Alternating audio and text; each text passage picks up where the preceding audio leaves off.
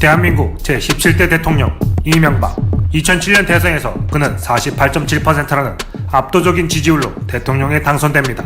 747 공약을 내세워 전 국민을 부자로 만들어주겠다는 경제대통령 슬로건으로 대통령이 된 인물입니다. 하지만 그의 집권기간 중 경제는 더 어려웠고 국민의 삶은 더욱 피폐해졌습니다. 청년과 도덕성을 갖춘 정부의 대통령이라고 헛소리를 해댔지만 지금 이명박은 거짓말이라고 발뺌했던 BBK 사건과 다수의 실소유자로 최종 판결이 나면서 감옥에서 세월을 보내고 있습니다. 4대강 사업을 통해 환경과 경제를 동시에 살린다고 했으나 4대강의 녹조라 때는 유명한 전설이 되었고 22조 원을 쏟아부은 4대강 정비 사업은 국민의 엄청난 혈세를 낭비했다는 비난을 받았습니다. 4대강 사업은 건설사들의 단합과 정부의 밀어붙이기식 정책 추진이 빚은 비극 중의 하나입니다. 또한 그는 일본 오사카 출신의 대통령답게 일본과의 관계를 돈독히 유지했으나 일본 총리가 요청한 독도의 일본 영토 표기 요구에 대해 지금은 곤란하다, 조금만 기다려달라는 발언으로 독도를 일본 땅으로 넘기려는 듯한 논란을 불러일으켰습니다. 광우병 사태로 국민을 충격과 공포로 몰아넣었으며 위로 선진화 정책이라는 이름으로 이명박은 원격 1호와 영리병원을 도입하려 했으나 국민건강보험의 기틀이 무너진다는 이유로 국민의 거센 반발과 저항이 태풍처럼 휘몰아치기도 했습니다. 이때 안티 이명박 카페를 중심으로 촛불 집회가 시작되었습니다. 이후에도 이명박의 실정이 계속될 때마다 시민들은 촛불로 저항하며 이명박과 맞서 싸운 투쟁의 아픔이 있었습니다. 이명박은 과도한 영어 교육과 공기업 민영화, 국정원 사찰과 국방부 불온서적 논란 등 수많은 사건 사고를 일으킨 장본인입니다. 그의 집권기간 중 그에게 실망한 일부 지지자들은 이명박을 찍었던 손가락을 잘라버리고 싶다는 이야기가 회자가 될 정도였습니다.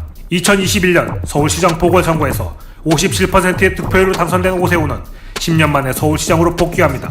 서울시장직을 내팽개친 자가 서울시장으로 돌아온 것입니다. 그가 당선되자 서울 중에서도 특히 강남 지역의 집값이 폭등할 기미를 보이고 있습니다. 재건축 아파트 예정지는 1억이 넘는 상승세를 보이고 있습니다. 또한 오세훈은 한강변 35층 고도 제한을 완화하겠다는 발표를 합니다. 자연과 환경은 시민 모두의 것이지만 고도 제한을 풀어버릴 경우 한강 조망권은 결국 부자들의 몫이 될 것이며 그린벨트의 해제는 오세훈 방식의 내곡동 거짓말 시즌2가 될 게 뻔해 보입니다. 이쯤 되자 부동산 폭등, 전세 대란이란 타이틀로 현 정부를 공격하던 언론들이 이번에는 오세훈 효과라는 이름으로 그를 포장하기 시작합니다. 언론 지형은 기울어진 운동장이기에 굳이 언론 탓을 할 필요는 없겠으나 과거 이명박을 감싸던 언론이나 현재 오세훈을 감싸는 언론이나 일방적인 과대 포장은 분명 문제가 있어 보입니다.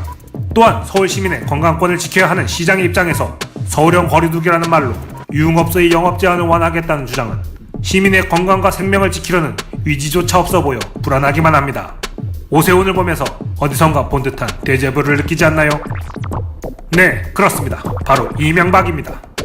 국민의 생명보다 산업자본의 논리를 내세웠고 주택 공급이라는 이름으로 부동산 투기를 일삼으며 가진 자와 있는 자들을 위한 정책만 폈던 사기꾼 이명박이기에 그는 몰락의 길을 걸으며 지금 감옥에서 시간을 보내고 있습니다. 지금 오세훈 시장은 실패한 이명박의 길을 걷고 있습니다. 서울 시민은 실패한 오세훈을 선택했습니다.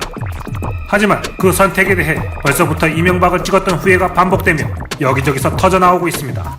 약자와 서민을 위한 서울은 사라지고 이제 부자와 가진 자들만 떼돈을 버는 서울이 도래할지도 모르겠습니다. 오세훈 시장, 이제 여기서 멈춰주시길 서울 시민의 이름으로 명령합니다. 그리고 좀 더 힘들고 어려운 서민들을 보듬어 주어야 합니다. 그것이 진정 이명박과 함께했던 더러운 과거를 속죄하는 길이고 서울시가 추구해야 할 가치입니다. 지금까지 안티 이명박 후신 서울의 소리가 전해드렸습니다.